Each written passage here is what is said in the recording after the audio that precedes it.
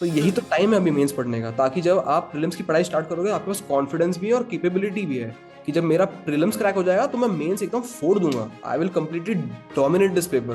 That should be the thing that you should be having in your heart and your mind. First of all what I would like to clear out is that this exam is very much possible to be cracked and dominated in 1 year's time.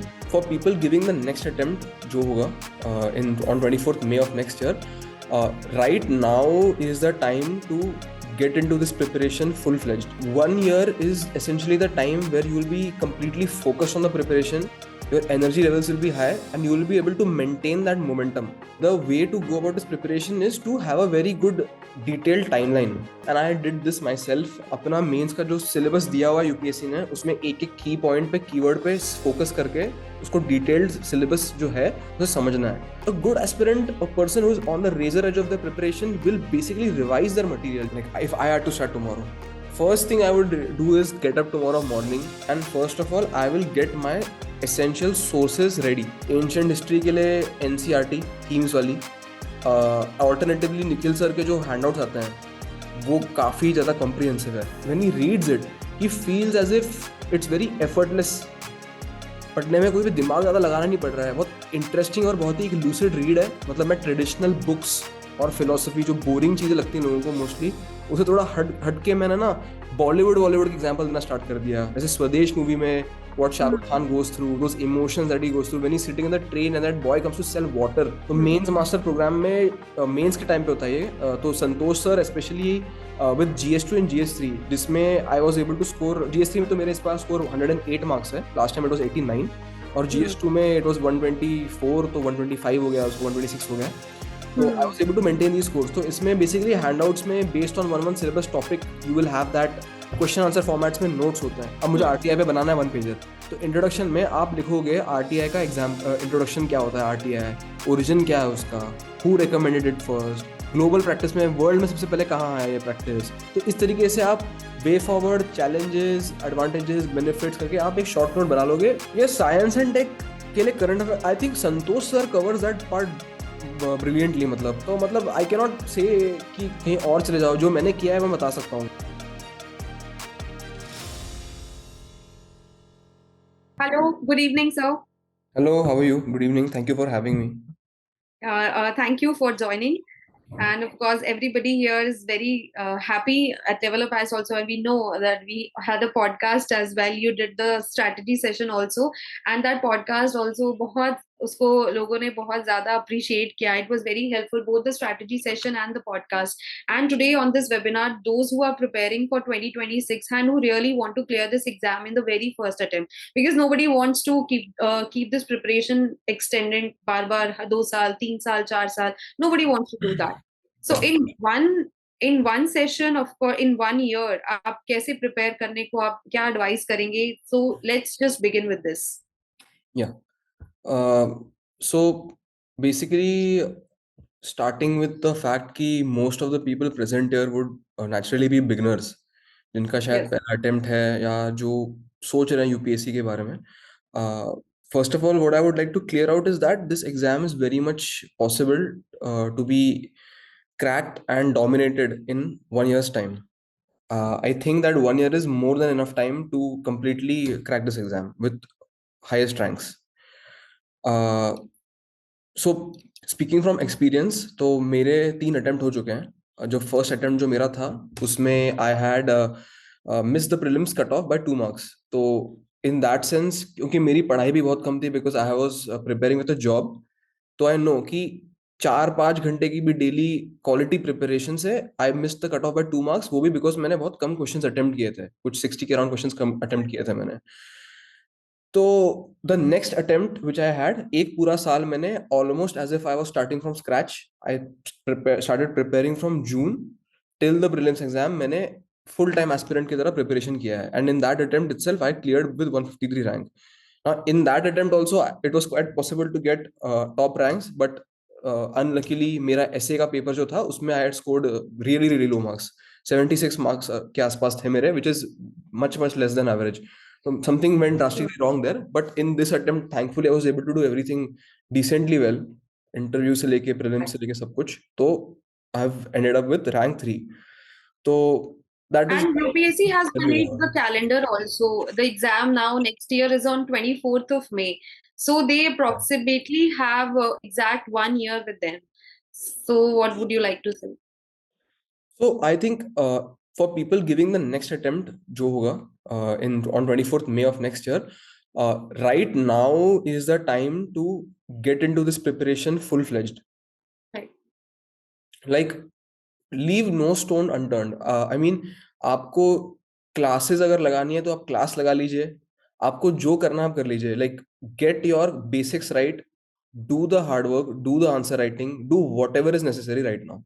Because 1 year is essentially the time where you will be completely focused on the preparation, your energy levels will be high, and you will be able to maintain that momentum.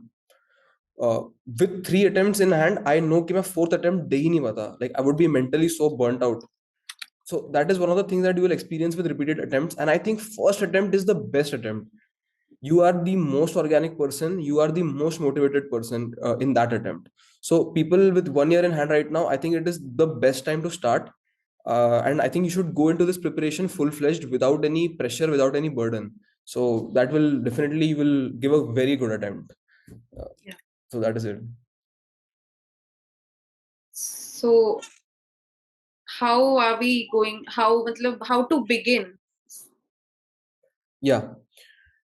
So basically, what I would like to suggest is that the way to go about this preparation is to have a very good detailed timeline.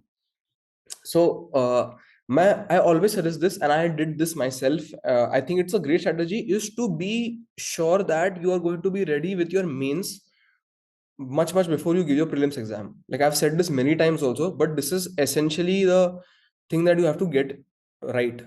तो अभी जैसे mains जैसे मई का जो time चल रहा है, now you start with जून. तो जून से लेके जनवरी फर्स्ट वीक एंड तक अभी जो बच्चे स्टार्ट कर रहे हैं, I think they should completely get done with their main syllabus. अब मेन सिलेबस में क्या क्या चीजें आएंगी? मेन सिलेबस में आएगा पहले तो अपना मेंस का जो सिलेबस दिया हुआ है यूपीएससी ने, उसमें एक एक की पॉइंट पे कीवर्ड पे फोकस करके उसको डिटेल्ड सिलेबस जो है उसे समझना है. फर्स्टली उसके तो एक तो नोट्स रेडी होने चाहिए. ठीक है, एक एक जो पॉइंट दिया है ना सिलेबस उसका, you should have one A4 sheet वाला approach you should do. Get those notes ready. Secondly, get your optional done. Thirdly, get comfortable with answer writing. Daily 1 घंटा 2 घंटा आंसर राइटिंग आपको करनी है. 47 मिनट्स मैं करता था. You can do what ever time you want, free है. Current affairs follow करना है और टेस्ट लिखना है. ये सब में जब तक जैन एंड वीक आएगा, we will be done with all this answer writing practices, test writing practices. Our standard books will be done. We will be more or less aware of current affairs, etc., etc. ठीक है. After that, when you keep your option and everything aside, and from Jan mid to whatever your prelims का एक दिन पहले तक time है, you will be studying for your prelims preparation. You will be reading the same source materials. Subject तो वही है, बस एग्जाम का अप्रोच चेंज हो जाएगा. आपके बुक्स और वो सब्जेक्ट मटेरियल तो एक ही रहेगा. History doesn't change for prelims and for mains. History remains the same. The way you study it changes. तो you will study that content material essentially over and over again. आपकी revision बहुत अच्छी हो जाएगी. आपको डेटा फैट याद रहेगा. आप प्रीलिम्स के लिए बहुत सारे मॉक टेस्ट दोगे. आप उसकी आंसर कीज रिवाइज करोगे. तो you will be very well comfortable with the prelims का सिलेबस मटेरियल. तो when you crack prelims, which you will definitely clear if you are prepared well, तो जो time between prelims and mains that you will get ना, which is starting right now for people if they are writing mains, 80-85 days में ना, see you can't complete your optional. You cannot do that. आप कर सकते हो, मतलब definitely it's possible, but it's highly improbable.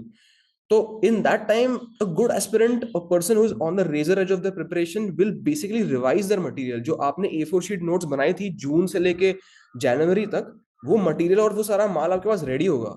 बस उसको बार बार पढ़ना है आपको. और जो टेस्ट्स आपने लिखे नहीं है वो आप लिखिए, और टेस्ट, और उसको और शार्प कीजिए. So you will go and give your mains also which will be amazing. तो you will give good mails also. After that just wait for your interview call. मतलब आई जेन्युइनली फील कि कोई इंसान, अगर कोई aspirant इसको ठीक से करता है, तो मतलब ज्यादा स्कोप नहीं बचता कि नहीं क्लियर करने का. तो मतलब I think this is the way to do it, 1 year in hand. And I think if you have this kind of an approach, a good timeline, well planned, you will have less stress, क्योंकि सब कुछ हिसाब से चल रहा होगा time के हिसाब से. प्रैक्टिस भी बहुत हुई होगी, और प्रैक्टिस करने से ही अपने को कॉन्फिडेंस भी आता है. तो सब कुछ मेरे हिसाब से सही से चलेगा. If we start with the like, agar somebody is the beginner here, I think more than 300 participants have joined us today. So if somebody is the beginner, he wants to start now, like from tomorrow only. So how should they begin? What sources should they pick on newspaper reading ke bare mein? How should they start reading newspaper? Because people have the doubt ki we consume 4 hours in newspaper reading. So could you please elaborate more on this, how to actually begin with? So let's say मैं कल से start करना चाहता हूँ, like if I had to start tomorrow, first thing I would do is get up tomorrow morning, get the Indian Express newspaper and read it in as much time as it takes me. जितना भी time लगेगा मैं पढ़ लूंगा. मुझे पता है कि मुझे 2-2.5 घंटे से ज्यादा नहीं लगेगा. वो अखबार में पहले तो पढ़ूंगा. क्यों? क्योंकि मुझे पहले तो आदत डालनी है अखबार पढ़ने की. बाकी तो I don't care about anything else on the first date. I just want to get in the habit of reading the newspaper. Secondly, I'll sit down and first of all, I will get my essential sources ready. Her subject का जो book है, हर जो वही तो मैं कह रहा हूँ, लाइक मेंस का पीवाईक्यू पीवाईक्यू क्या कहूँ, सिलेबस मैं पहले खोलूंगा. I will look at each and every topic. I will open the prelim syllabus. I will see what are the basic subjects, क्या पढ़ना है हमें. Then I will see some topper talks, जैसे अभी लोग शायद देख रहे होंगे, वैसे I would go and see some topper talks. What books are toppers using for these subjects. एक एक सब्जेक्ट का मैं एक सोर्स बुक निकालूंगा, अच्छे से लिख लूंगा. 2 बुक्स मैक्सिमम एक सोर्स के लिए, एक सब्जेक्ट के लिए. I will go and now order these books and then I will start with the bigger subject first. मैं कोई बड़ा सब्जेक्ट उठाता, जैसे पॉलिटी से मैंने स्टार्ट किया था जब मैंने किया था. लक्ष्मीकांत मैंने बैठ के खत्म की थी. फिर उसके बाद मैंने स्पेक्ट्रम स्टार्ट की थी. फिर स्पेक्ट्रम खत्म करने के बाद मैंने सोचा कि यार मुझे लक्ष्मीकांत तो याद ही नहीं आ रही है. फिर मैं आधा दिन लक्ष्मीकांत वापस रिवाइज करता था और आधा दिन एनसीईआरटी ज्योग्राफी मैंने स्टार्ट कर दी थी साइड बाय साइड. तो ऐसे कर करके you will have to end your source books, जो है अपनी जो स्टैंडर्ड बुक्स है उसको कंप्लीट करना है. फिर जब मेरी मोर or less 80% standard books complete हो चुकी थी, फिर मैंने मेंस का सिलेबस उठाया, एक एक वर्ड ढूंढा, गूगल किया, चैट जीपीटी निकाला, कुछ भी किया, उसके A4 शीट्स मैंने रेडी कर लिए. साइड बाय साइड आधा दिन में अपना ऑप्शनल पढ़ने लग गया था. तो इस तरीके से you have to balance things. Like आप एक पढ़ के हो गया तो फिर दूसरा स्टार्ट करोगे, तब तक पहला वाला भूल जाओगे. तो यू हैव टू इनकॉर्पोरेट उसका रिवीजन. एक बीच में ही किसी हफ्ते आपने उसका रिवीजन ही कर लिया, अच्छा थोड़ा वो याद आ गया, अब फिर नया कुछ स्टार्ट कर दिया. फिर और 2 महीने के बाद वो पहले वाले सेकंड जो पढ़ा था वो भूल गए, तो उसको वापस घुमा दो एक बार. तो इस तरीके से you have to keep balancing and permutation और कॉम्बिनेशन लगता रहेगा and you will know how to do that based on what you feel. अगर मुझे आज लग रहा है कि मुझे यार पॉलिटी नहीं याद आ रहा अच्छे से, तो मैं वापस जाके फिर लक्ष्मीकांत उठा के रिवाइज करूंगा उसे. तो इस तरीके से पहले तो जो कल स्टार्ट करना चाहता है, न्यूज़पेपर पढ़ने की आदत डालो, बुक्स रेडी कर लो सब कुछ अपना. और तीसरी चीज तो बैठ के मैं सबसे पहले टाइम टेबल बनाता कि by next month I want to finish Laxmikanth. After that मैं चाहता हूँ कि बाय 15-20 डेज में स्पेक्ट्रम का मुझे आधा खत्म करना है. ये एक तरीके से मंथली प्लान चलाता मैं. फिर मुझे अक्टूबर से टेस्ट स्टार्ट करना है, तो मैं test series by test series on October 1st ऐसे रिमाइंडर लगा देता. Apart from this, every day that I sit for study, I will have some daily targets also. कि अब मैंने इस पहले महीने में, if I suppose I choose to do Lakshmikant, then today I want to do this chapter of Lakshmikant. This you will do on a daily basis. रात को सोने से पहले कल क्या करना है, that this you will think. तो इस तरीके से पहले कुछ दिन तो मैं अपना वर्क एथिक बनाता, and then slowly gradually I would get into the serious preparation of answer writing, test writing, etc., etc. So that will happen organically once you firstly just start. Just start. You will find everything along the way. Everybody will support you. You will find your sources, you will find your help. Just start, just begin the preparation. So that is what I would do if I have to start tomorrow. And if we talk about answer writing, like when should they begin writing answers?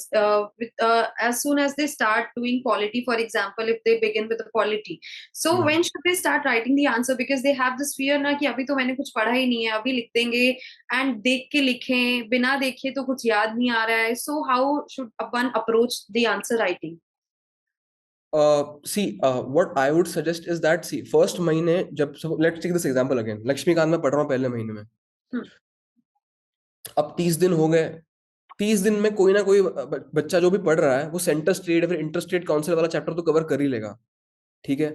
उसके साथ साथ वो daily अखबार भी पढ़ रहा है, तो ही नोज कि सेंटर और स्टेट्स में लड़ाई चल रही है, गवर्नर उसका कुछ इशू चल रहा है. ही नोज द आइडिया और उसे थोड़ा बहुत पढ़ा हुआ है. Now go to your PYQs which you will be seeing every time before you start a new chapter or before you start a new subject or a book. कि भाई ये सब्जेक्ट में पूछते क्या है, इस बुक से क्या पूछा गया है पिछले साल में, और इसमें थीम्स क्या इंपॉर्टेंट मुझे फोकस करनी है. तो you will find lot of questions based on inter state और centre state conflicts. Now just pick those questions and write them. Whatever you know, first start writing those answers. Eventually you'll have to practice writing answers on which on those questions about which you have very little knowledge about. That is also a skill in itself. For example mains paper में आप कोई भी question छोड़ के नहीं आओगे, आपको कुछ नहीं आ रहा है तो भी आप लिखोगे, you will make something up, you will speculate कि हाँ यार ये इसका आंसर ये हो सकता है. ऐसा आपको पन्ने भर के आना ही पड़ेंगे, you will not leave any answer. So you'll have to start practicing for that as well. But initially, to get into the habit of answer writing, first, I think in 1.5 months, you can start your answer writing at least 1 hour a day at the end of the day. Or start at least looking at topper copies and seeing or analyzing how they write their answers. तो इस तरीके से इन दोनों में से आप कोई भी चीज उठा के पहले शुरू कीजिए. एंड इनिशियली बिगिनिंग में everybody find it difficult to write an answer. So you'll have to get into the groove. Starting is the hard part, but eventually I think everybody will adjust. Right. Okay. And for me also, answer writing was one of the parts of my daily practice. 1 घंटा तो मैं self study में answer writing करता ही था, but दूसरे में जो foundation courses होते हैं उसमें they give you a daily answer writing target also. So I think in that sense, if you are part of a course, if you choose to join a course, then I think they get whatever topic they teach in that day, उसी का वो answer दे देते हैं. तो कोई class assignment हो गया, किसी ने आपको आंसर क्वेश्चन भेज दिया, या कोई पीवाईक्यू लिख रहे हो तो आप लिख देना उसका आंसर और किसी से चेक करवा लेना. तो क्लास में वो फीडबैक भी दे देंगे आपको, बट अगर आपके कोई दोस्त है उससे भी आप चेक करवा सकते हैं. तो इन दोनों में से कुछ भी कर सकते हैं. Also, they have this fear that when to start doing optional and how to manage both GS and optional together. बहुत हेक्टिक नहीं हो जाता है to do both the classes in a single day if someone has joined the foundation course, and how important to join a foundation course. सबसे पहले तो because ये बहुत confusion रहता है कि should we be joining some course or can we do it on our own? So how would you like to handle this question? See, I think it is obviously an individual decision, but मुझे ऐसा लगता है कि जो भी आदमी या फिर जो भी क्लास या कोई भी आपका जो काम आसान कर पा रहा है, तो I think you should go for that. क्योंकि सी एग्जाम हमको निकालना है, हमको यहाँ से जितना जल्दी हो सके उतना जल्दी निकलना है. हमें ये साइकिल में, we don't want to be UPSC champions, we want to get crack this exam, we want to get allotted to a service and we want to start working on ground. That is our target. We don't want to become masters of a subject or something. That is not our goal. So in that sense, foundation course, मतलब I joined a foundation course. How I used it periodically. जो भी मेरे interest के हिसाब से था मैंने वो क्लासेस अटेंड की. तो मैंने इस तरीके से पिक एंड चूज किया है. बट द पॉइंट वाज कि उन्होंने मेरे को काफी आसानी से सारा मटेरियल सामने सामने दे दिया था. क्लास में अगर मैं पढ़ रहा था तो जो आप सुनते हो, जो आप पढ़ते हो, और कोई टीचर जब आपको अच्छे मिलते हैं, then they kind of drive that point home. That subject becomes interesting, you will learn it better, you will remember it better. क्योंकि कुछ हुआ होता है क्लास में ऐसा, सर ने कभी जोक मारा है तो कुछ चीज याद रह जाती है. डेली आंसर राइटिंग हो रही क्लास में और एक तरीके से एंकर बन जाता है. एंड आई थिंक प्रिपरेशन में anchors are important because for example for me an anchor was going to the library every day at 7 in the morning. If I didn't go to the library at 7 in the morning, I would start feeling uncomfortable कि मैं क्या कर रहा हूँ. इस तरीके से अगर if you're going to class every day, एक रूटीन बन जाता है. You get into the habit of studying. Some people don't find the inner strength to go and sit on that table. अगर क्लास जाना है भाई 7 बजे, आप उठ के जब जाओगे तो पढ़ाई अपने आप हो जाएगी. तो in that sense I think it's a individual decision, but foundation course will make your work quite easier. आपको बना बनाया सामान हाथ लगे हाथ मिल जाएगा. और प्लस जो मटेरियल वो लोग देते हैं बना के, it is mixed with a lot of different different sources, best of both world, because they also have to provide the best content. It is मतलब मटेरियल का तो मार्केट ही है बेसिकली. तो you have to provide the best content. So they will try their best to give you the most updated content, most easy to remember, point wise होगा वो, तो आपका काम कम हो जाएगा basically. So I think it can help people who want to reduce their workload. And also managing the GS and the optional together, because अगर एक साल में सबको first attempt में ही clear करना है, तो they have to manage both the subjects together and simultaneously. So how should one do that and how to manage that load? I mean, see, foundation class के साथ I had not joined coaching for my optional. Foundation class में नहीं लगाया था. But the thing is that if you feel like your option requires you to join a class, or you need a coaching, you need somebody to teach you the optional, then do go for it. The only point is that, see, I'll be very factual here. You have to do self study. You have to find out that time. 5 से 6 घंटा आपको दिन से निकालना पड़ेगा. तो मतलब ऐसी कोई कोचिंग मत ज्वाइन कर लेना जो आपको दिन का 5-6 घंटा ले रही है, क्लास में बिठा के रखा है 5-6 घंटे. That is not worth it. 3 to 4 hours, 2 to 3 hours, ये वाली जो क्लासेस होती हैं, prefer these once. If you want, alternatively, what I would suggest is, if you are going to go for a offline foundation course, then choose an online optional class. This way you can do that class while sitting in the library. You will save your time in commuting and traveling from here and there, इस class से उस class, उसमें बीच में सारा time चला जाता है. फिर आप वो क्लास से निकल के कहीं चाय पीने चले जाओगे, वहां पे आप 1 घंटा और बैठ जाओगे. तो मतलब ये सब चीजें आप अवॉइड कर सकते हो. बेसिकली देखो, क्लास में ना आओगे तो टाइम तो आपको स्पेंड करना पड़ेगा, सेल्फ स्टडी आपको करनी पड़ेगी. इसके बीच में हम लोग जहाँ पे भी अपना टाइम बचा सकते हैं, we have to do that. तो आई वुड सजेस्ट कि if you are going for offline and then online is better, but if you can do both online, that's the best option, I think. So matlab, in that sense, I think you should manage your time and save time wherever possible. And did you talking about the NCRTs, because जो older NCRTs है, how important were they for a beginner? How important are the NCRTs? NCRTs are important in two sense. दो तरीके से important है NCRTs. पहली बात तो NCRTs इसलिए important है क्योंकि वो फंडामेंटल कंसेप्ट्स और क्लैरिटी आपको देंगी कुछ कुछ सब्जेक्ट्स में. सेकेंडली NCRTs इसलिए इंपॉर्टेंट है क्योंकि उसमें से डायरेक्ट पेपर में क्वेश्चन आ रहे हैं. लास्ट ईयर 2024 में भी आइसोथर्म पे वो क्वेश्चन आया था ज्योग्राफी में. इस बार भी प्रीलिम्स में वही क्वेश्चन एग्जैक्टली रिपीट हो गया है. Isotherms bend towards the north in January and over the oceans they are concentrated. This question has been asked again. Last time उन्होंने NCRT से डायग्राम उठा के पूछा था, इस बार स्टेटमेंट देके पूछा है. तो NCRTs are important because they are government books और एक गवर्नमेंट एग्जाम है, तो you have to study the NCRT any which ways. So in that sense, I think if you start with NCRTs for certain subjects like geography की NCRTs are especially indisposable. वो तो you should read definitely, because मतलब वो books भी इतनी अच्छी है ना कि उसमें इतने सारे कंसेप्ट लूसिडली और इजीली एक्सप्लेन्ड है कि it will make your fundamental foundation knowledge only good. Secondly कुछ कुछ क्वेश्चंस होते हैं एंशिएंट हिस्ट्री में, मॉडर्न हिस्ट्री में, मिडीवल हिस्ट्री में, जो अपनी थीम्स वाली बुक है एनसीईआरटी की, उसमें से डायरेक्ट जो कोई टर्म हो जाता है, जैसे अराघाता जो इस बार पूछा है.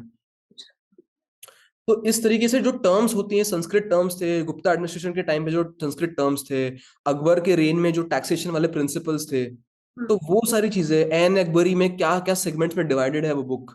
It talks about the administration, it talks about the lineage of Akbar in from his birth till the celestial years whatever. तो वो सब चीजें are given in those books very well and उसमें से क्वेश्चंस आएंगे. फाइन आर्ट्स की book थी इस बार एनसीईआरटी, उसमें से पूछ लिया विचित्र चित्ता किसको बोल देते, वो किंग का, it's given as it is. Fahien came in the reign of whom, Chandragupta, given in NCERTs as it is.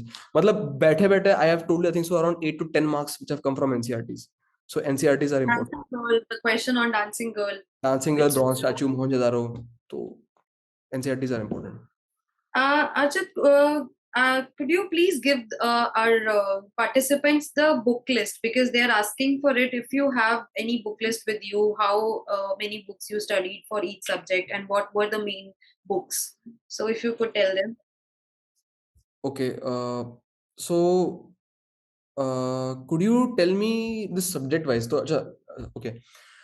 Basically books, talking about books, let's start with the first GS1 के जो भी subjects है. पहले तो ancient history के लिए NCERT themes वाली, alternatively Nikhil sir के जो handouts आते हैं वो काफी ज्यादा comprehensive है.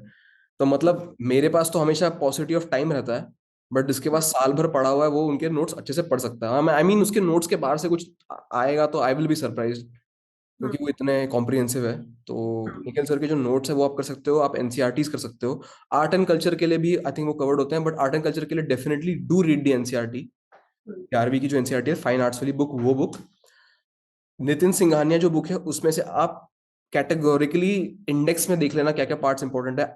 आर्किटेक्चर, टेम्पल्स, डांस फॉर्म्स, ये सब चीजें you can study from that book if you want to for reference. ये हो गया. इन जनरल हिस्ट्री के लिए सारी थीम्स, जो तीनों थीम्स है एनसीईआरटीज की, please go through that book. और तमिलनाडु की एंशिएंट हिस्ट्री की बुक भी बहुत अच्छी है बोलते हैं लोग, but if you read that then choose if you want to read the NCERT और not of that book. Ancient history की बात कर रहा हूँ मैं. मॉडर्न हिस्ट्री के लिए I find spectrum fantastic. I mean every year they go a step beyond and ask a question which is not in that book, but I think it gives you a broad understanding. Mains के लिए बहुत बढ़िया book है वो, और मतलब उतना basic level of history, modern history पढ़ने के लिए I think spectrum is good. Geography के लिए एनसीईआरटी थरोली, जीसी लियोंग और पीएमएफ-आईएएस की ज्योग्राफी वाली बुक जो है, that is a very good book. Read that book definitely. Okay, geography हो गया. सोसाइटी के लिए तो आई फॉलोड सर्टेन मैगजीन्स, जो करंट अफेयर मैगजीन्स होती है और जो हैंडआउट्स आते हैं, वो सोसाइटी के मैंने पढ़ लिया था. Society is basically more relevant for your mains. तो अपना जो एमएमपी में जो भी हैंडआउट आता है, जो भी क्वेश्चन आंसर फॉर्मेट में होता है, उसको वहीं से प्रिपेयर कर लिया, क्योंकि उसके लिए टाइम कम होता है बहुत. तो जो इंपॉर्टेंट चीजें होती हैं बस वही पढ़ लेता था मैं सोसाइटी के लिए, and then has to go for the paper. World history के लिए again, the shortest source that you can find for world history which gives you the most clarity, go ahead with that. I generally used to go for any toppers का जो आ जाता है वो. In fact I share with you guys note I have on world history. किसी topper के note है, उसमें लिखा नहीं किसका है, but that is a very short, 6-7 पन्नों का वो उसने समराइज कर दिया in bullet points. World history I share with you. ठीक है. तो पॉलिटी के लिए Laxmikant. When you go for mains, polity Lakshmikant will get you all the questions correct. मतलब in prelims also this time I think there are around 12-15 questions I came across. उसमें से majority, like 90% questions I think were directly from Lakshmikant. If you knew them, if you studied Lakshmikant very well, आपको उसमें से वो 20-25 number तो पक्का मिल जाते हैं according to me. So Lakshmikant is a very good book for polity. It's a Bible. Mains में also it will help you with the data, fact and the conceptual points that you will have to write. मतलब president की अगर powers पूछनी legislative, तो उसमें से दिया हुआ है point wise में, तो आपको रटनी पड़ेगी. Laxmikanth is a book that you have to rote learn. Other than that, current affair के साथ आप उसको वो करोगे, सॉलिडिफाई करोगे. और एमएमपी वाला जो हैंडआउट्स है, जो इश्यूज चल रहे हैं इंडिया में अभी पॉलिटी को लेके, किसी का बिल, जैसे लोकपाल का कुछ बिल में अभी कंट्रोवर्सी चल रही थी बीच में से, तो those type of things you will find in your current affair and your handouts which is relevant for your year. अब अगले साल क्या होगा वो आपको तभी पता चलेगा, तब आपको उस टाइम उसको प्रिपेयर करना पड़ेगा. फिर कोई एक्ट या फिर बिल कुछ आया आ रहा है नया, जैसे वर्कऑफ वाला प्रॉब्लम चल रहा था जो, that is relevant for this year, so that you will find in your year of attempt. तो पॉलिटी ऐसा हो गया. इकोनॉमिक्स के लिए, see I don't think economics you will find in one book. You will have to read multiple things for multiple topics. तो जैसे agriculture दिया है तो उसमें भी बहुत सारा सब डिटेल में बहुत दिया हुआ है, क्रॉपिंग पैटर्न ये वो. somebody is asking which handouts I'm talking about. MMP handouts here, which I use for mains masters program, which you will get when you join that course, or in, I don't know if you give it for foundation also, but whatever. MMP at Level Up IAS. हाँ, yeah, at Level Up. Santosh sir basically will deal with your GS2 and GS3 वाला part. तो so economy के लिए those handouts are main specific, but for your prelims के लिए you will have to be a little smart with economics का preparation. I'll tell you how. Economics में ना they'll ask you very fundamental conceptual questions जो आपको NCERT जैसे या फिर किसी भी बेसिक बुक से, रमेश सिंह बुक बोलते हैं, किसी वर्मा सर की बुक है, मतलब मैंने वो सारी बुक्स पढ़ी हुई है, मुझे ऐसा कोई भी बुक वो नहीं लग रहा कि पढ़ के कि यार ये सफिशिएंट है इसके लिए. तो डिफरेंट डिफरेंट टॉपिक्स के लिए you have to read different different books. Rahul Kant is here. So apart from that, what I think is कि economics के लिए handouts and these terms and concepts which are repeated often in economy, those will become important. For example, reverse flipping, these kind of terms will be asked directly. मतलब ऐसे पूछ लेंगे कि reverse flipping this time mentioned in the economic survey is referring to what. So that type of questions will be important. So these terms that are coming in your current affairs, your handouts, your current affair monthly magazines, whatever you choose to read, so you have to substantiate with that. You have to Google a lot in economics. Investopedia पे जाके आपको देखना पड़ेगा कि ये term क्या होता है.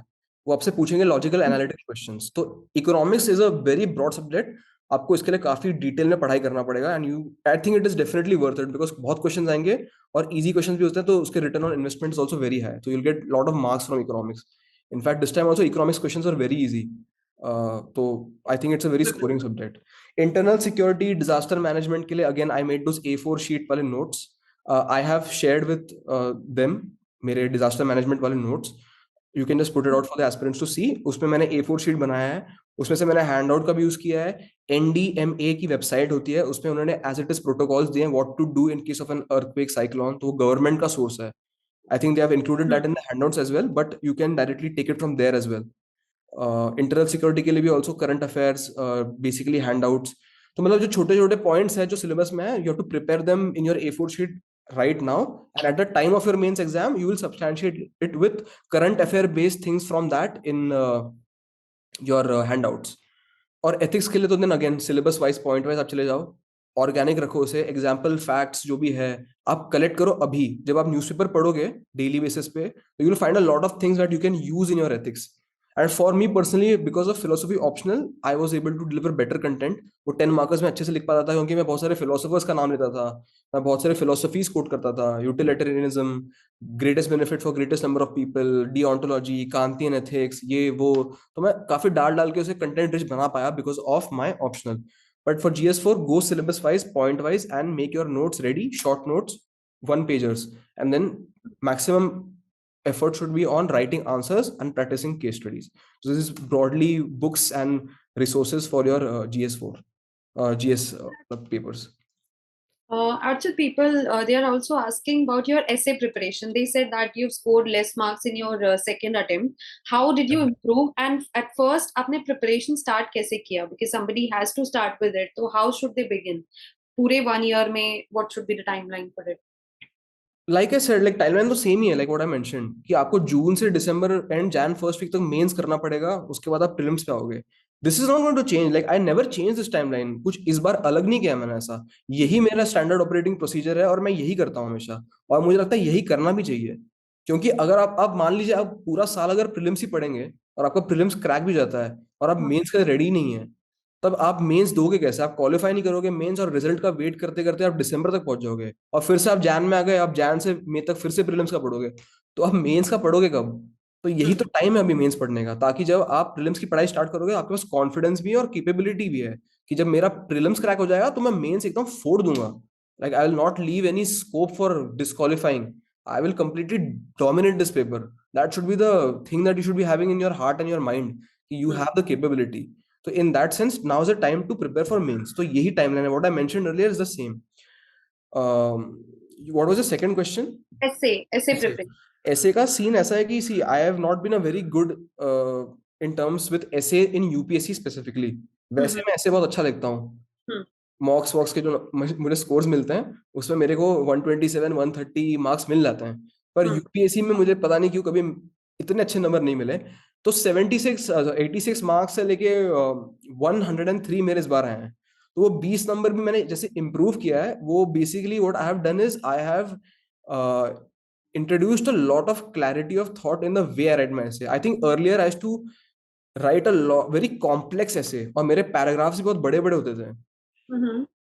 तो उस तरीके से I have to write a very big essay, very difficult to read for the examiner, very complicated, बहुत फिलोसॉफिकल जार्गन था, लैटिन वैटिन में लिखता था बीच में से कोई कोड, विवाद क्रेस्कात फ्लोरियाट ये सब लिख दे रहा हूँ मैं, मतलब।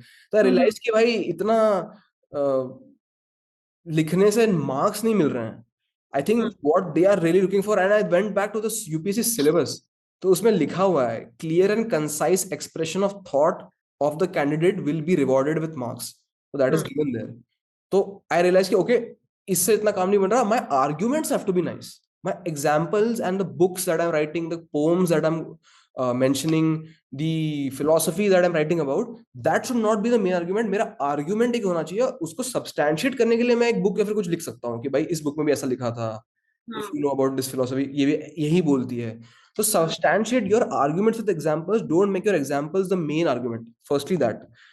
सेकेंडली छोटे पैराग्राफ लिखे मैंने, इंग्लिश मैंने अपनी बहुत ही लूसिड रखी, एकदम आर्टिकुलेट करके रखा सब मैंने, and I made it so that the examiner when he reads it he feels as if it's very effortless. पढ़ने में कोई भी दिमाग ज्यादा लगाना नहीं पड़ रहा है, बहुत इंटरेस्टिंग और बहुत ही एक लूसिड रीड है, and switching between the paragraphs also which I wrote, that was kind of something that I worked on. मुझे ऐसा लगता था पहले अटेम्प्ट में मेरे पैराग्राफ बहुत कॉम्प्रिहेंसिव था और एक पढ़ने का आदमी थक जाएगा, फिर जब वो दूसरा पैराग्राफ पढ़ने जा रहा है तो उसको लग रहा है कुछ नया, अब नया ही स्टार्ट हो रहा है, एकदम दूसरा कंसेप्ट स्टार्ट हो गया। तो उस तरीके से नहीं, एक पैराग्राफ पढ़ लिया अच्छे से, उसके एंड में ही सेकंड पैराग्राफ में जाने से पहले I would introduce a segue which would be kind of effortlessly कि दिस इज हैपनिंग, बट ये हो रहा है, ऑल्सो ये हो रहा है, ऐसे करके डिवाइड करके एक फ्लो में वो ऐसे मैंने मेंटेन किया। तो ऐसे का जो फ्लो होता है जो लोग बोलते हैं उस पर आप वर्क कर सकते हो। This is the third thing. Apart from that, fourth thing is that I introduced a lot of innovative examples. मतलब मैं ट्रेडिशनल बुक्स और फिलोसफी जो बोरिंग चीजें लगती हैं लोगों को मोस्टली, उसे थोड़ा हट हट के मैंने ना बॉलीवुड के एग्जांपल देना स्टार्ट कर दिया। जैसे स्वदेश मूवी में what Shahrukh Khan goes through, those emotions that he goes through when he's sitting in the train and that boy comes to sell water, the emotion that he goes through. तो इस तरीके से to kind of get the examiner out and be interested in my paper, तो इस तरीके की चीजें I try to do more.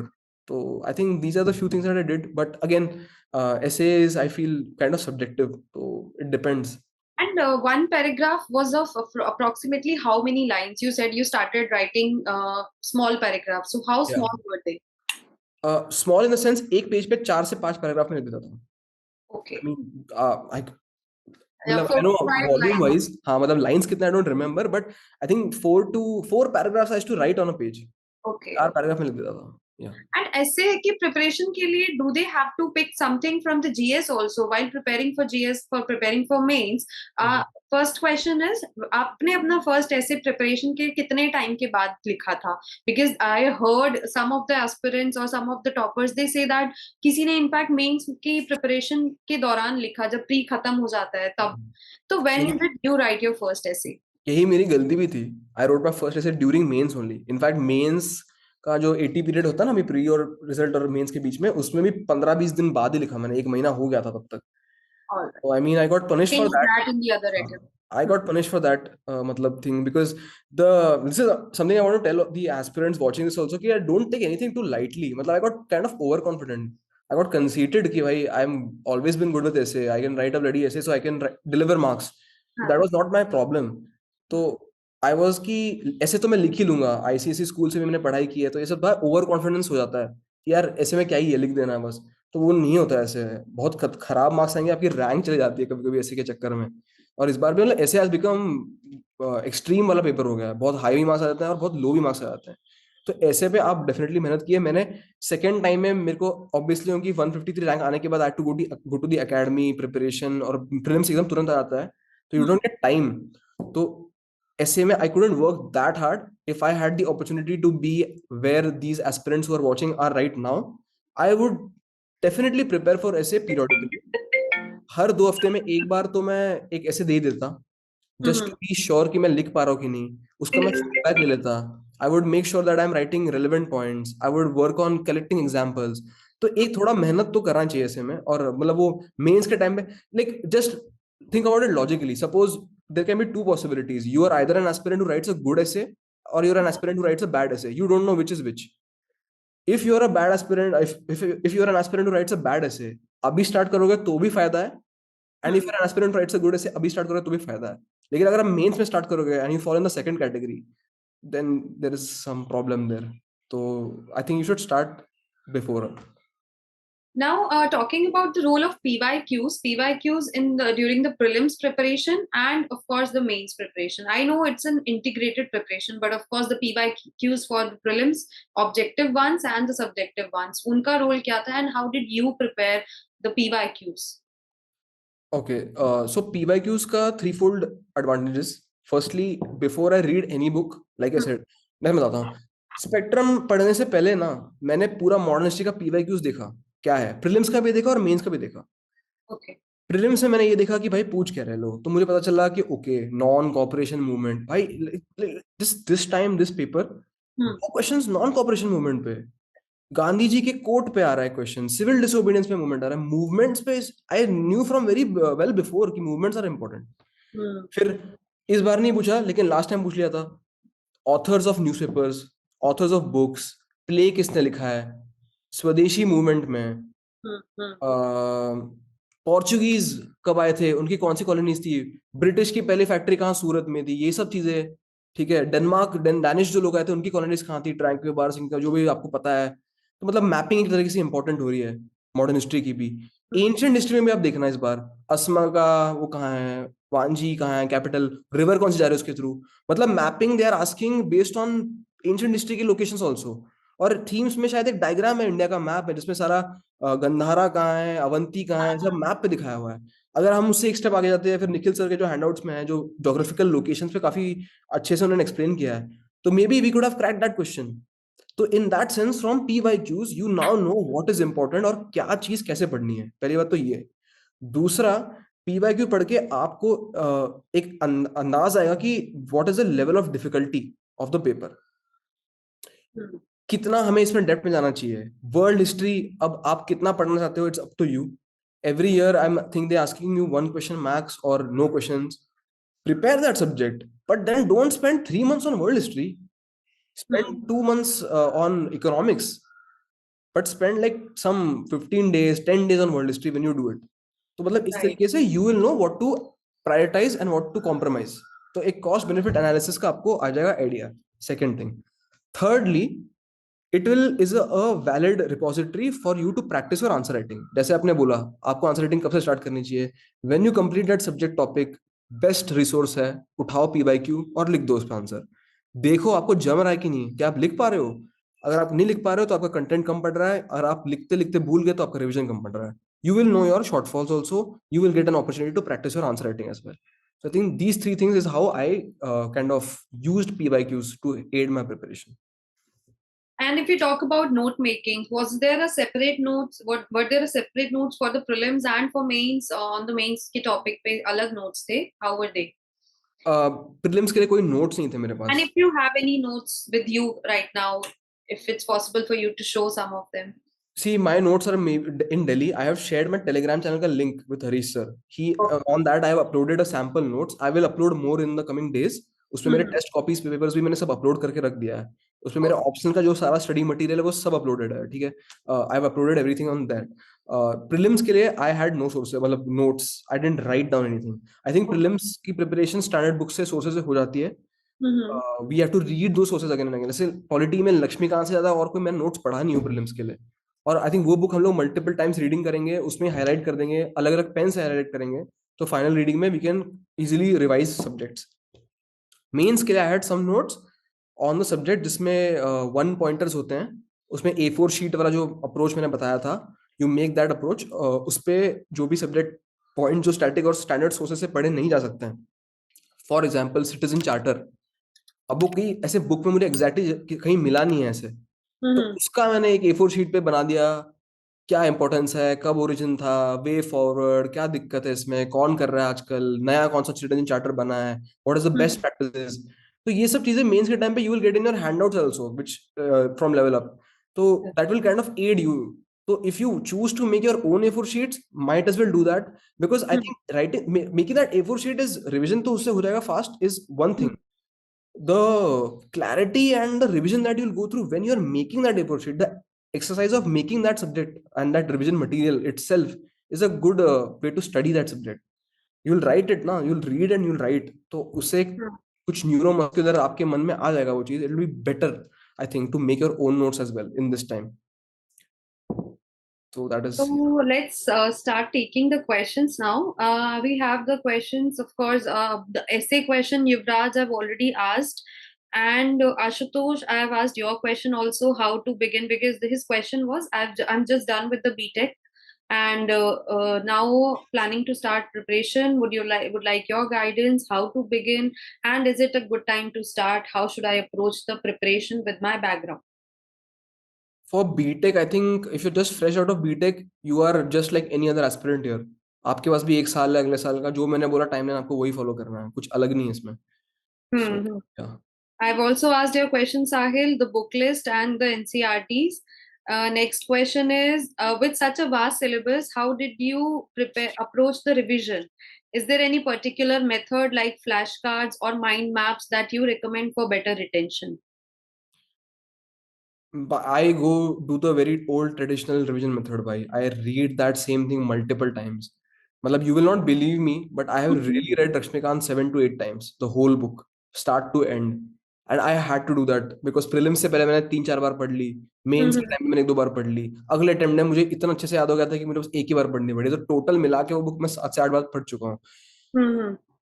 Just read the book again and again, look at the PYQs, important parts को अच्छे से पढ़ो. If you feel कि आप लक्ष्मीकांत का एक पार्ट तो बार बार भूल जा रहे हो, तो एक Mhm. शीट बना लो और उसमें जॉट डाउन कर लो side by side what you are forgetting, and then have that sheet next to you. So before you start polity revision the next time, read that sheet first and then you see what you want to read from Laxmikanth to make it faster. तो इस तरीके से you will have to revise the same source multiple times. I know it gets boring, Mhm. but and I also feel कि if you are more suited for mind maps और कुछ active recall वैसे वाली कोई strategies जो आपने कहीं पढ़ी है, atomic habits में पढ़ी है, कुछ आपने ऐसा किया है, तो then you might as well try that as well, क्योंकि ऐसा नहीं है कि मैं जो बोल रहा हूँ वही सही है, there are as many strategies as there are toppers. तो you can do something which suits your revision strategy. So I feel like it's an individual decision, but you will have to read the same source multiple times. That is for sure. There's one more question, which I think ABC somebody is there. How are you associated with Level Up IS? तो level up के साथ basically in my attempts, तो firstly my interaction was because of Abhishek Inamdar. He was a faculty here and he was teaching CSAT. तो थोड़ा मेरा CSAT पहले थोड़ा गड़बड़ था, but because of my engineering background I was able to pick up easily, and उसके जो tricks थे, टेक्निक्स थे, he help me a lot. तो Hmm. From that I got to know कि there is this class also. तो वैसे I in the next attempts what I did was, क्योंकि मेरे पास टाइम कम था और मेरे पास सारे रिसोर्सेज इकट्ठा नहीं थे, जो अभी भी मेरे को मिल नहीं रहे कुछ कुछ रिसोर्सेज, तो जो मेरे ए4 शीट्स है उसकी जगह पे I had to substitute with handouts. तो Hmm. मेंस मास्टर प्रोग्राम में मेंस के टाइम पे होता है ये. तो Santosh sir specially with GS two and जीएस3, जिसमें I was able to score, जीएस3 में तो मेरे पास स्कोर 108 मार्क्स है, लास्ट टाइम इट वाज 89, और Hmm. जीएस2 में इट वाज 124, तो 125 हो गया, उसको 126 हो गया. तो I Hmm. Was able to maintain the scores. तो इसमें बेसिकली हैंडआउट्स में based on one one syllabus topic you will have that question answer formats में नोट्स होते हैं. तो I was able to do that. MMP and then current affairs वाला जो होता है updates, that I should take in the PDF format also. तो Hmm. मुझे बेसिकली अच्छा लगता है ऐसा कि मुझे फटाफट पीडीएफ मिल जाए, मुझे सामान मिल जाए, और मैं Hmm. बैठ के उसको पढ़ लूंगा अपने से, मुझे बाकी और I don't need anything else. तो it was very convenient for me and the content was good, so that is how I went about it. And now there's this question from Isha, and she's asking that for full-time working aspirants, how do they manage the preparation? Because they get only 3-4 hours a day and more time on leaves, holidays. Any advice from your side? Full time working aspirants के लिए it will be difficult, but you have to manage your time. See I think 4 to 5 hours में भी लोग कर लेते हैं. मतलब आई don't remember. हाँ, go on YouTube, there is this topper AIR 5, he was Mayur Hazarika. In fact, there is a vlog on his channel. He has shown a whole day in the life of an aspirant, working aspirant, and he qualified with rank 5. He was a doctor. सुबह उठ के how he's studying in the morning, then he's driving down to his hospital. वहां पे he's treating patients. फिर evening में he's coming back and then studying for 4 or 5 hours. See, you can definitely. I have done it in the first attempt. You can definitely manage 6 to 7 hours out of your day. वो possible होता है. You'll have to compromise on your sleep, guaranteed. But then you will have to remove this time.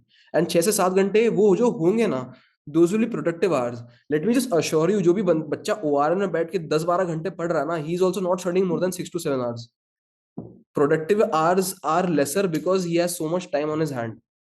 When you have lesser time, you tend to use it more productively. So don't worry about that. Just do the bare minimum, do the basics, practice answer writing, cover your syllabus, complete your optional practice tests, and deliver in the exam. Don't worry. Another is current से static को कैसे link करें?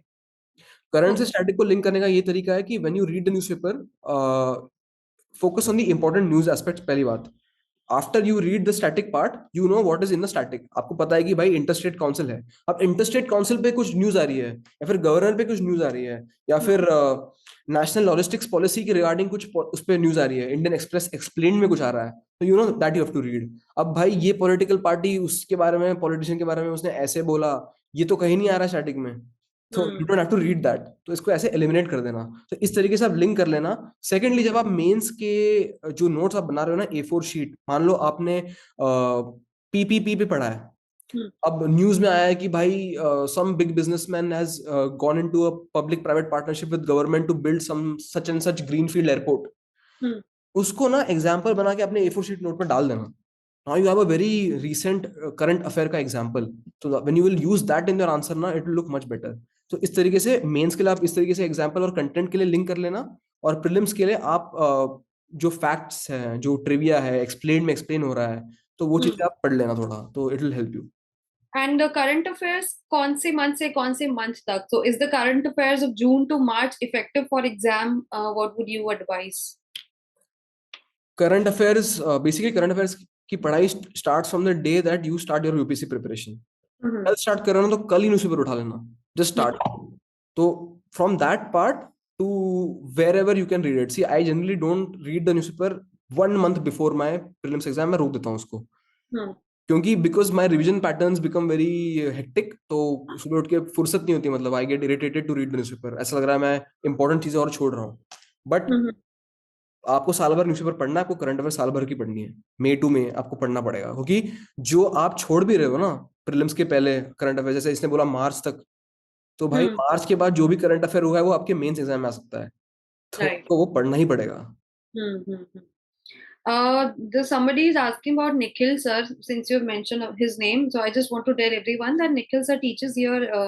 He teaches history at Level Up IS, and we are beginning with the foundation course also from 9th of June. So he'll teach there also. Foundation may he'll teach the modern history. So you can inquire about that as well. Yeah. Now there is somebody is asking कि जब भी नया पढ़ते हैं तो already जो पढ़ा होता है वो भूल जाते हैं, तो how to plan? See, this is one of the things that you have to deal with, and I also had to deal with this a lot. ठीक है, जैसे मैंने बोला, मैंने आज पॉलिटी खत्म कर ली, तो मैं स्पेक्ट्रम उठाने जा रहा हूँ। हम्म स्पेक्ट्रम पढ़ते पढ़ते बीच में मुझे रियलाइज हुआ कि यार मुझे पॉलिटी का कुछ भी याद नहीं आ रहा है। हम्म तो फिर मैं, जो मुझे पता चल गया ना मुझे पॉलिटी याद नहीं आ रहा है, तो मैं हम्म पॉलिटी उठा लूंगा, फिर मैं स्पेक्ट्रम आधा दिन पढ़ रहा हूँ, पॉलिटी फटाफट रिवाइज कर रहा हूँ जो मैंने पढ़ा है। ऐसे करके स्पेक्ट्रम का कंप्लीशन रेट थोड़ा स्लो हो गया, ज्यादा हम्म टाइम लग गया, बट पॉलिटी तो रिवाइज हो गया ना पीछे से। ऐसे ही आपको डिवाइड करना अपना दिन, आपको जीएस का अगर आप आधा दिन दे रहे हो तो आधा दिन आप कुछ पढ़ लेना नया, और कुछ पिछला जो हुआ है उसको रिवाइज कर लेना। अब जब इनिशियली आप स्टार्ट करोगे तो कुछ रिवाइज करने को बचेगा नहीं, तो आधा हम्म दिन आप फटाफट एक बुक पढ़ लोगे पूरी। फिर जब सेकंड बुक पढ़ोगे तो उसका थोड़ा रेट स्लो, लेकिन आप पिछले वाला रिवाइज करते करते चलोगे उसको साथ में। तो सब प्रिपरेशन को, हर सब्जेक्ट को पीरियोडिकली ऐसा रिवाइज करते रहना, घुमाते रहना, सब सब्जेक्ट को साथ में लेके चलना है। Basically that is the way to do it. और आप भूलोगे भाई, you are not a computer, True. you will forget, it is very natural, I mean, if you don't forget I'll be concerned, so don't worry about it, keep revising, that this is the game of revision. Yeah. Pritika, you are asking that for economics sir कौन से modules के बारे में बात कर रहे थे? So he was mentioning about, I think he was talking about the MMP modules and the material that he got, right, Archit? Yeah, And the current affairs, Santosh sir के जो current affairs के notes रहते हैं, he was talking about that. yeah. Somebody is asking Harlak how to analyze mains PYQ. What was your strategy for GS3? And if we'll share your notes, note sharing के बारे में he has told that he'll share that on his Telegram channel, and the link will be provided soon to all of you. So Yeah, GS, I've actually sent you the link on your private chat, just if you can put it in the private group, it will be the group, it will be okay. and revisions. I think we've talked about the revisions, how to deal with current affairs. हो चुका है. Yeah, people are asking about your philosophy optional. So हाँ, how can they I start, have and followed. what are the resources? ठीक है, सी philosophy के लिए I had not taken a foundation course, Hmm. But philosophy is a subject I choose out of interest. तो मतलब मेरे को time भी मैं काफी देता था फिलोसफी को, आधा दिन दे रहा था मैं पूरा पूरा, half day from June to Jan end, क्योंकि वो Hmm. मेरा मेंस का टाइम है। Hmm. उसमें मैंने एक बार सिलेबस की रीडिंग मार ली थी। Hmm. Secondly I got in touch with a wonderful mentor, Mahesh sir थे मेरे at Enlight. He Hmm. Is basically, I use that Enlight का मटेरियल थ्रू एंड थ्रू, और उन्हीं के साथ मैंने टेस्ट सीरीज भी लगाया है, वहीं पे मैंने आंसर राइटिंग प्रैक्टिस भी की है। तो फिलोसफी के लिए मतलब very simple approach that I followed, and this is what I did. तो कोई बुक्स स्टैंडर्ड बुक्स तो मैंने इनिशियली आई रेड दत्तान चैटर्जी वाली बुक होती है इंडियन फिलोसफी की, OP Hmm. Gauba is there for socio political philosophy. Hmm. But then I feel कि these books are fine, but Hmm. जो मेरे को एनलाइट का मटेरियल मिला था उसमें सब ऑलरेडी इंक्लूडेड था, तो मतलब मुझे ज्यादा हाथ पैर मारने की जरूरत नहीं पड़ी। And plus Mahesh sir, see philosophy का game is writing that answer and showing the examiner that you've understood the idea behind the philosopher. Hmm. Philosophy is not going to be that hard to cover. It's a short syllabus. आप complete कर लोगे syllabus फटाफट, but आप answer सही लिख रहे हो और वो आपको मेंस में 298 मार्क्स देगा ऑप्शनल में, who will tell you that? That is something that you have to get in touch with somebody who can correct your paper, who can guide you. जब आप कुछ लिख रहे हो तो आपको बताएगा कि इसको ऐसे मत लिख, इसको इस तरीके से लिखना। तो ये सब चीजें ना will is the role of a mentor. And for philosophy, because I do not have a background, तो मेरे कोई कॉलेज के प्रोफेसर नहीं थे, तो I had to rely on Mahesh sir basically for my philosophy optional. तो that is it. Talking about the value additions in GS, somebody Vada is asking that the year-round value addition that happens. So should they be added to the particular note at their respective place only, या फिर value addition जो topic wise होता है, they'll be done together separately? from the core basic notes? No, no, do it along the way. If you come across some value addition point, जैसे कुछ data fact आपको मिल गया, तो then and there just add it to the short A4 sheet note that you have made. That is why we are making A4 sheets ना. We are not using a book. A4 sheet में आप कहीं भी कभी भी कुछ भी चिपका सकते हो, बीच में डाल सकते हो, staple कर देना उसको वैसे. तो whenever you find something relevant for the exam, just add it to your notes. That is it. Arjun is asking how to make one pager notes with example. One pager notes with example, I have it is there on a Telegram channel. मैंने आज ही share किया है. Disaster manage का one pager note वाला approach मैंने share किया है. You can have a look at that. How to make it is कि बेसिक एक फ्रेमवर्क अपने मन में रखो. जैसे सिटीजन चार्टर का आरटीआई राइट टू इन्फॉर्मेशन का एग्जांपल लेते हैं. अब मुझे आरटीआई पे बनाना है वन पेजर. पहले तो क्या होगा, आरटीआई पे अगर क्वेश्चन आएगा तो what will you right? You right the introduction. तो इंट्रोडक्शन में आप लिखोगे आरटीआई का एग्जाम इंट्रोडक्शन क्या होता है, आरटीआई ओरिजिन क्या है उसका, who recommended it first, global practice में वर्ल्ड में सबसे पहले कहाँ आया ये प्रैक्टिस, फिर ऑम्बुड्समैन स्कीम कहाँ पे आई है, एक्सेट्रा एक्सेट्रा. ये सब आप write a short note bullet points में. फिर यू विल राइट इंडिया में आरटीआई कब आया, what are the legal backing to it, what are the relevant supreme court cases to it. इसका 4-5 बुलेट पॉइंट आ जाएगा. उसके बाद आप क्या लिखोगे? You will write advantages of RTI, how it has helped. You will write some data facts with RTI. उसमें challenges में आ जाएगा कि भाई 40% आरटीआई पोस्ट और information commissioner post are vacant in the states, 60% पे रिप्लाई नहीं जा रहा है. फिर there is a regulatory cholesterol there कि people who are not taking action against RTI are not getting punished adequately. There is regulatory cholesterol, red tapism है, etcetera etcetera. तो इस तरीके से आप way forward challenges, advantages, benefits करके आप एक शॉर्ट नोट बना लोगे and that is how you will make that short note. Okay, Sanchita is asking ki, sir, please suggest more current affair options apart from newspapers, especially for science and tech, environment and economics. Sorry, your voice got cut in the beginning. Yeah, Sanchita is asking that suggest more current affair options apart from newspapers, especially for science and tech, environment and economics.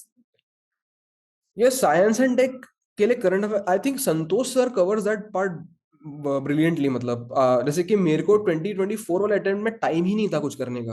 तो मैंने ये MMP जो course लगाया था और current affairs का जो course लगाया था, that give me those handouts readymade. तो मतलब आई कैन नॉट से कि कहीं और चले जाओ. जो मैंने किया है मैं बता सकता हूँ. Like I think these notes are very good. In fact these are very comprehensive. उसमें से भी आपके पास तो हमेशा लिबर्टी रहेगी ना कि आपको क्या पढ़ना है, को क्या नहीं पढ़ना है. मान लीजिए आपने पहले कुछ पढ़ा था और आपको बहुत अच्छे से आता है, just skip it. What you don't know, you choose from that PDF, open that PDF, read it, get the data fact, and get updated with the current affair. See, what to study and how to study will always be your game. Right. Just get acquainted with a mentor or teacher who is providing you the best resources and use as per as your discretion. So I think Santosh sir with GS2 GS series, मतलब मुझे I remember space वेस पे तो इतना comprehensively उन्होंने explain किया था वो. Especially उस टाइम पे एक्सपोसैट का बहुत चल रहा था. तो पॉइंट चंद्रयान की जो पेलोड्स थे भाई, उस पे इतना कॉम्प्रिहेंसिव. आई थिंक मेंस में डायरेक्टली क्वेश्चन आया था कि चंद्रयान के पेलोड्स क्या है, थोड़ा उसके बारे में 1-2 लाइन लिख देना, डायग्राम बना लेना कुछ हो सकता है. तो in that sense I think do what makes your work easier and utilize the resources. Archit, Bhuvnesh is saying something that he's talking to me, of course. He's saying कि toppers के साथ उनके भी podcast करने चाहिए जिनका काफी मेहनत के बाद भी सिलेक्शन नहीं होता. सबका तो नहीं, पर एटलीस्ट उनका तो कीजिए जिनका 6-7 मार्क्स से रह जाता है. सो यार ऐसे तो भुवनेश बहुत सबके स्ट्रगल्स होते हैं, सबके ऑफ कोर्स बहुत अलग अलग स्ट्रगल्स रहते हैं, सबकी सैड स्टोरीज भी होती है. अगर if I start doing that, तो फिर तो endless podcast होने वाले हैं. तो that is why of course Archit had a different strategy. We want everybody to be successful. And I'm not saying that हम लोग उन लोगों को कुछ नहीं समझते जिन लोगों के attempts नहीं होते हैं, जो clear नहीं कर पाते. Of course they are equally good. What would you like to tell about those जिनका exam clear नहीं होता और अभी prelims हुआ है? काफी होंगे जिनको लग रहा होगा कि prelims नहीं हो पा रहा है, या किसी को लग रहा होगा border line पे हैं. आप अभी strategy उनको क्या बताना चाहोगे जिन्होंने शायद who must have given prelims अभी and they have joined? I actually recently saw a video जहाँ पे एक टॉपर ही है, selected guy, I know him. He said a very beautiful thing. He's like कि यूपीएससी के जो भी कैंडिडेट जब भी सिलेक्ट होता है ना, he is never really very happy because with him there are some of his study partners who will not make it. So this is a kind of a harsh reality. I mean, that comes with the risk that involves in participating in this exam. Very high competition, very high stakes. We should just be lucky if you are able to study for this exam. You have a financial background that supports you. You have people at home that are supporting you. Just Hmm. be grateful and give it your best shot. Other than that, bhai, if you don't make it, you are not completely incompetent. You will do something great in life. So don't have that kind of any kind of fear. Be fearless in your attempt. That is what I would say. And accept the reality. I mean, मैं ये नहीं बोलूंगा कि अरे कुछ नहीं होता, ऐसा कुछ नहीं होता है. People will feel bad. There will be people who will not qualify, but yes, they will do something great. And what about those who have just given the prelims और अभी confusion में है वो 3 महीने का? Of course we'll have a different session, we can have that, but अगर आप थोड़ा सा समराइज उसको कर पाओ, जिनके मन में बहुत ज्यादा एंजाइटी है अभी कि होगा या नहीं होगा, क्या करना चाहिए इस टाइम में जब तक रिजल्ट नहीं आता, ऑफ कोर्स तब तक. यार जब तक रिजल्ट नहीं आता, see there will be keys out there in the market. There will be, you will have some knowledge also about it. आप थोड़ा गूगल करके भी आंसर ढूंढोगे based on the amount of attempts you made and based on the inner feeling that you are getting right now and the key का जो marks that you are getting. You will have a fair bit of idea weather you are on the border not. See now अभी किसी भी की से अगर आप 4-5 reputed institutes की की से अगर अपना पेपर चेक कर रहे हो और आपको 105 110 नंबर आ रहे हैं, तो you are comfortably clearing the paper. ठीक है. If you are between 85 marks, मेरे 86 ही बन रहे हैं, कुछ की से मेरे 77 बन रहे हैं, कुछ की से मेरे 89 बन रहे हैं, तो then this means that you have a chance of clearing the paper. तो what I would suggest is, यार just start with the mains preparation ना. Like I said, you are anyway in the mains time. This will not harm you, this will help you in the next attempt. So just forget about everything. Just focus on mains and go at it full force. This is a time for mains. Yes. Either way it will benefit you. Harsh is asking how to manage time. उन्होंने बहुत ज्यादा चीजें mention की हुई है. Of course, he's saying that you read one subject, you make the notes and the specific notes for mains from the syllabus. Then you do the current affairs. Then you do the PYQ analysis and answer writing. And all this has to be done in a single day, as you say. So, how much time is needed, and how you have managed it? Not necessarily single day. मतलब मैंने suppose RTA का आज note बना लिया based on static things, advantage disadvantage, introduction, conclusion, blah blah, note बना के रख दिया. भाई अब 10 दिन बाद भी अगर मैं न्यूज़पेपर में पढ़ रहा हूँ कुछ आरटीए का मेरे को एग्जाम मिलेगा, तो I just mark it in newspaper, go to my desk when I am studying, file निकाल लूंगा, आरटीए वाला खोल लूंगा, देख लूंगा, ऐड कर दूंगा, रख दूंगा साइड में. जब वो रिवाइज करूंगा तब वापस रिवाइज हो जाएगा वैसे भी. तो मतलब यार it's not black and white ना, ग्रे है. There is, you have to have some kind of flexibility. आपको जब भी कुछ मिल जाता है, आपको लगता है ये वर्थ इट है, तो उसको ऐड कर देना अपने नोट्स में. और मतलब ये सब जो प्रोसेस है पूरा, I can understand. It seems kind of बहुत टाइम टेकिंग और बहुत चीजें करनी है, बहुत चीजें तो करनी पड़ेगी. But the thing is that when you start the preparation, when you get into it ना, firstly your motivation levels will be very high, you will be efficient और आप मैनेज कर लोगे. ये सब लोग करते हैं and you will also do it. ठीक है. तो on average if you ask about time, तो यार सी 10 से 12 घंटे तो बैठना पड़ता है डेली. ये तो रियलिटी है. मतलब कोई भी इस there is no easy way out. तो try to maximize your productive hours so you will be able to do more. And whatever you're not able to do in one day, push it to the next day. But ensure that you're trying to meet your monthly or daily targets. Try to do that. That is the way. Aryan is asking how to work on the communication skills in this period. Now, this is a bit different question. Communication skills for interview, I'm supposing this question is being asked. Yes. So I would suggest like don't worry about it.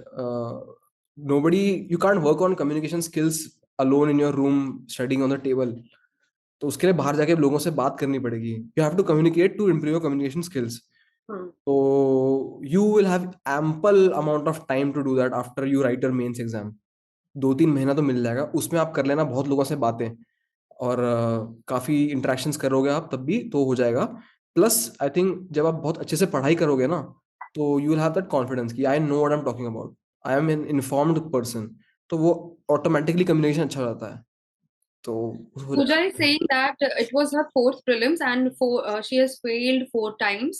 Really disheartening, feeling stuck, no plan B because she always wanted public service as her career, and now she's clueless about the way ahead. What would you advise? See, this is my general opinion. I have not been in her situation. मतलब मेरे साथ ऐसा कभी हुआ नहीं है और मेरे पास भी प्लान भी तो नहीं था. But I have been lucky because I have been successful. So the thing is that see, firstly, like I said, UPSC में अगर आना चाहते हो तो you have to have three things. You have to know why you're doing it. Is the first part of that thing. So if you are completely sure that you want to give another attempt, you want to take that risk, then please go ahead with it. Otherwise, if you are not able to sustain financially, emotionally, then please take a break. See, try to get another employment, try to get another job. You can always prepare for this exam while you're employed. Apart from that, what I generally think, this is my opinion, personal opinion completely, do not have another exam as a backup for one exam. This is Hmm. something that I see a lot of people doing. State service कर लूंगा अगर नहीं हुआ तो भाई हाँ state हाँ. service भी आसान नहीं है. You cannot have another public service exam as a backup for Union Public Service Commission exam. So have Hmm. something else, some other options such as sitting for placements or going for applying for jobs or internships or higher education. तो इस type की कुछ you can look at as a plan B. So that you have to explore as per your wishes. Some distance learning course. So there are a lot of options. If you look for it, I'm sure you will find something. But if you want to go into UPSC for another attempt, then you'll have to work very hard and you have to be very clear that you will be able to sustain it emotionally, mentally, and physically. There are lots of questions from the engineering students. They are saying that how to manage the engineering final year placement session and the preparation. And the other person has said that the person has started just with the college and the person wants to prepare for 2029. So clubbing both the questions. I don't think you should start that early. Yeah. Please, like you can start in final year of college if you want to, but Mm-hmm. engineering के 30 साल, I don't think it is worth it. Your quality of preparation will be really low. क्योंकि daily basis पे 10 घंटे पढ़ने वाला aspirant is hitting his peak during the prelims paper. आप 3 साल 3 बार peak थोड़ी hit करोगे. फिर by the time you come to the real year of your preparation, you'll be bored. Plus you'll have no friends because आपने college में कुछ नहीं किया, आपके resume में कुछ नहीं है. And let's suppose worst case scenario आपका UPC नहीं होता है, तो आपके रेज्यूमे में आप क्या डालोगे? आपके क्या एक्स्ट्रा Hmm. करिकुलर एक्टिविटीज है? कुछ भी नहीं है आपके पास. आपकी पर्सनालिटी डेवलप नहीं हुई है. तो I think it's not a good idea to start that way. तो एक साल you can keep 1 year, 1 good year. If you want 2 years आपका फाइनल ईयर को इंक्लूडिंग करके, एंड गिव दैट अटेम्प्ट. इससे पहले I never suggest anybody to start from first year of college. Why did you go to college if you didn't want to study there? तो yeah. Somebody is asking about the CSAT preparation. How tough and how easy was it for you, and how किसको कब CSAT के लिए prepare करना start करना चाहिए? तो CSAT का ऐसा है सीन कि आपको पता होगा आप सीसैट में अच्छे हो या नहीं हो. मतलब जनरली लोगों को पता होता है कि मैं मैथ्स में अच्छा नहीं हूँ, लाइक मुझसे मैथ्स नहीं होती. ऐसा लोगों को आइडिया रहता है, फेयर बिट ऑफ आइडिया रहता है. तो in that sense I feel like if you are one of those people who doesn't know if you are good at CSAT और not, just blindly go and give one CSAT PYQ paper in 2 hours. It is not subject oriented. मतलब उसमें आपको कुछ पढ़ने का जरूरत नहीं है. जैसे जीएस में आपको पॉलिटी पता नहीं है तो आप कर ही नहीं पाओगे. It's a basic mathematics aptitude और रीडिंग कॉम्प्रिहेंशन इंग्लिश वाला क्वेश्चन पेपर है वो. तो based on that if you're पहले ही अटेम्प्ट में स्कोरिंग 100+ मार्क्स और समथिंग, तो means you're good with CSAT. तो आप सीसैट प्रीलिम्स के टाइम पे दिन में 1-2 घंटा प्रैक्टिस कर लेना. पर अगर आपको बिल्कुल ही समझ में आ गया कि भाई I am not good with maths, मेरे को फास्ट प्रेशर में सॉल्व नहीं हो रहा पेपर, और ये पेपर आप टाइम में दोगे तो मेरे से क्वेश्चन सॉल्व नहीं हो रहे हैं, मैं अटक जाता हूँ, मुझे आइडिया ही नहीं है कि ये प्रोबेबिलिटी करते कैसे हैं, तो it is a good way to start well in advance. जल्दी स्टार्ट करने से हम किसी का नुकसान कभी नहीं हुआ है in terms of that 1 year of attempt. तो आप डेली आधा घंटा 1 घंटा सीसैट प्रैक्टिस रोज कर सकते हो. इनफैक्ट आप पढ़ोगे उसके बारे में, you will read the formulas, आप कंसेप्ट भी समझोगे, तो आपकी तरह आपको आपके आपके लिए CSAT will become a subject to study. And when you come to the prelims preparation, then you will put in 2 to 3 hours a day for CSAT, practice a lot on CSAT, and I think that is more than enough to qualify CSAT for anybody. Ritika is asking during the preparation how one cope with the phases of burnout or self-doubt. How can one sustain motivation for a long preparation cycle? Because she's feeling burned out, but yes, achieve very less. See, burnout तो is a natural part of your preparation. जैसे कि now, right now, जिसने prelims अभी दिया है, Hmm. भाई don't be on a study table right now. Go for a break for 4-5 days. Take a break. If you don't do that right now, suppose you qualify for mains right now, then Hmm. अभी भाई आपको बहुत बैठ के पढ़ना है table पे. Hmm. तो I would suggest कि be smart about it. अभी just prelims का एग्जाम हुआ है, take a break for 4-5 days. Go out, meet your family, friends. In fact, during the preparation also, if you are feeling a burnt out, just take a break. एक दो दिन का break ले सकते हो, go watch a movie, meet your friends, talk to your family, go out for a walk, meditate. Meditation is very helpful in that sense to manage your stress and etc. Other than that, I think पढ़ाई करते हुए अगर आपको burnout हो रहा है एक subject पढ़ने में, like for example I too used to have this phases where I am studying a book and फिर मतलब पूरा दिन हो गया लेकिन I am reading only 6-7 pages पूरा दिन में, Mm-hmm. It is very difficult. But force yourself to change the subject, shift to something else, कुछ और पढ़ो. और वो पढ़ाई की नहीं जा रही है तो फिर आंसर लिखो. If you can't write answer then write an essay. So do keep changing your strategy, be flexible with your daily targets. So in that sense, you have to manage your burnouts, but take frequent breaks if you feel that you are getting stressed. I just want to tell all the participants that in 2-3 days or in the coming days, we'll be having another webinar with Santosh sir also, with Nikhil sir also. So if you want to join that and you have some queries regarding preparation in general, because Archit will be able to tell you something that he has done. So everybody has a different strategy. Everybody gives different kind of questions. So uske liye, of course, you need the mentor जो आपको हर तरीके के questions के answer कर पाए. तो of course you can join that also. अभी एक क्वेश्चन ये है कि I think they saw the toppers answer sheet and they found that there is lots and lots of data in that answer sheet. So क्या वो originally ऐसे रहे होंगे या this must have come after long revision also, और उनके answers में वो आ सकता है या नहीं आ सकता? See, it is definitely possible. आ सकता है. We'll start with that. तो कैसे करना है इसको is basically toppers along the way they validation वाला जैसे मैंने बोला वो A4 शीट में उन्होंने ऐड कर दिया है. कहीं पढ़ लिया उन्होंने, किसी मैगजीन में पढ़ लिया, किसी हैंडआउट में देख लिया, अखबार में देख लिया, कहीं भी देख लिया उन्होंने. They will just pick it up and add it. अब वो जो मटेरियल बन चुका है जिसमें सब कुछ ऐड कर रखा है आपने एक जगह पे एक टॉपिक का सारा, जो कि एमएमपी में आपको हैंडआउट में मिल जाएगा सब कुछ. तो आप वो एक हैंडआउट, वो एक शीट, वो आपका एक A4 शीट जो है वो आप इतने बार रिवाइज कर रहे हो कि it becomes on your finger tips. And then after that you are also practicing answer writing a lot, test solving a lot, so you are used to again and again in reproducing that point or that data in your paper. वही committee का recommendation बार बार, वही RTI पे code. जैसे मैं RTI के हमेशा question में डालता हूँ information as the currency of democracy. Thomas Jefferson का एक कोट है. I always start with that और I always end with that. Why? Because it is in my A4 sheet.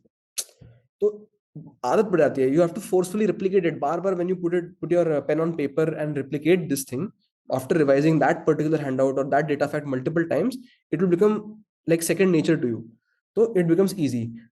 I mean, looking at a paper for the first time, it can seem very daunting ki bhai itna, how does he remember this much data fact? I have revised it multiple times and I have also practiced using that data in that answer multiple times. So it has become easier for me. You have to give it Now, time. some of them are asking about the test series, what to join for prelims and mains. You have to start with the preparation. अभी test series के लिए इससे पहले बहुत सारे webinars हो जाएंगे. In fact Archit also will come and tell you about the test series. I mean, if he is a candidate who is written prelims right now and going for mains, abhi, if he thinks he's qualified, he should definitely go for a test series right now.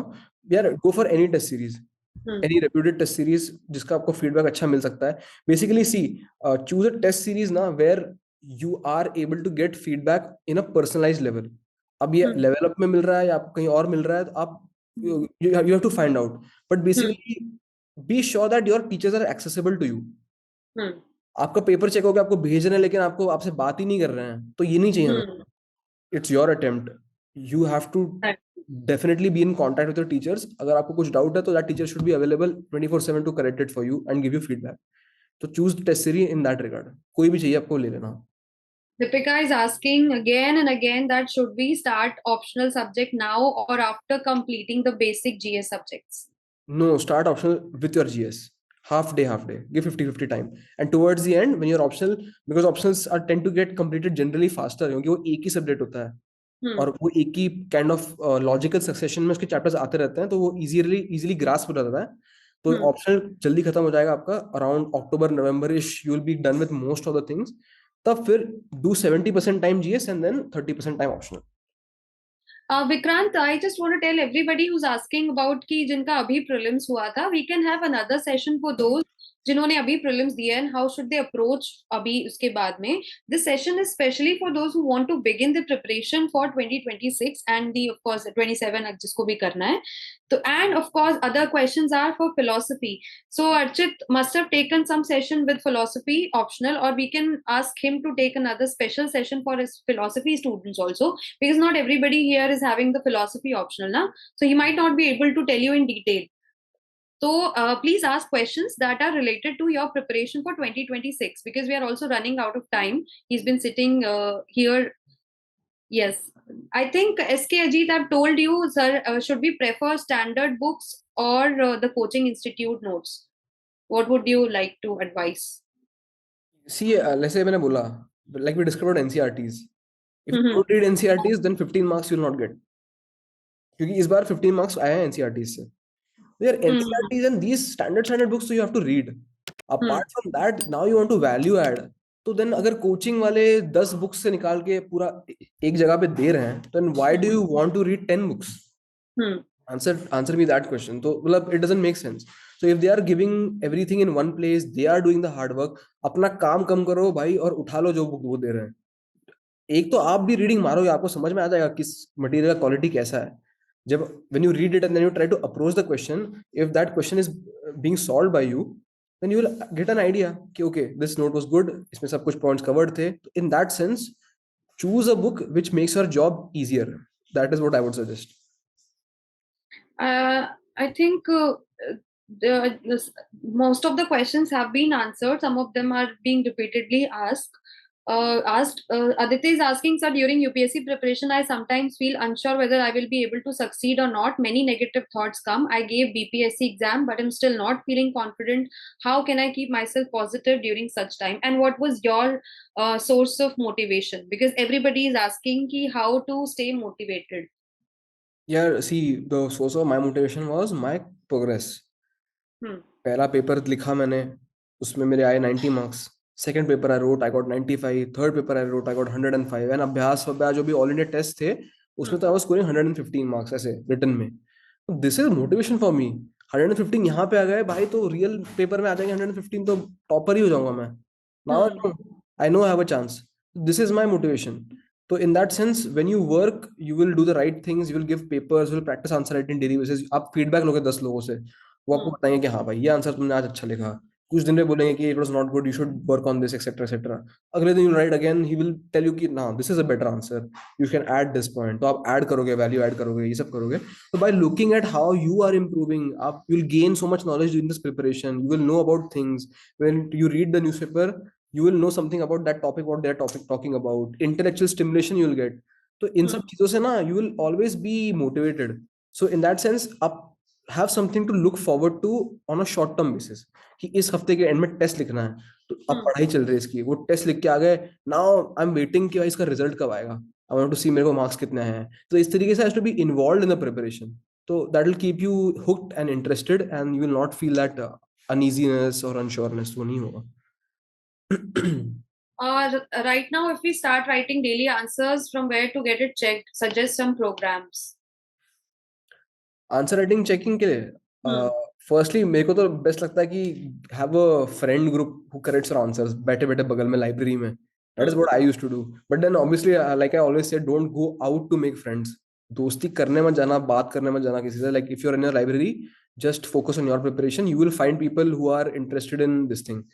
But apart from that, there are so many other aspects or avenues for you to kind of give questions for checking. You can ask your teacher, mentors. That's what I said, like whatever coaching you choose, make sure that teachers are accessible to you. आप किसी के पास answer लेके जा रहे हो कि sir मेरा answer देखिए क्या कर सकता हूँ मैं, तो you should stand there, look at your answer after class and tell you कि यार this is good answer, just add this, इसको ठीक कर लेना, ये वो. Secondly, topper copies are your great source of kind of analyzing how you can write better. तो toppers इस वे में लिखते हैं, उनके डेटा फैक्ट्स, वो डायग्राम्स जो बना रहे हैं, whatever introduction, quotes, flow charts that they are using, we can incorporate that and kind of improve our answer writing.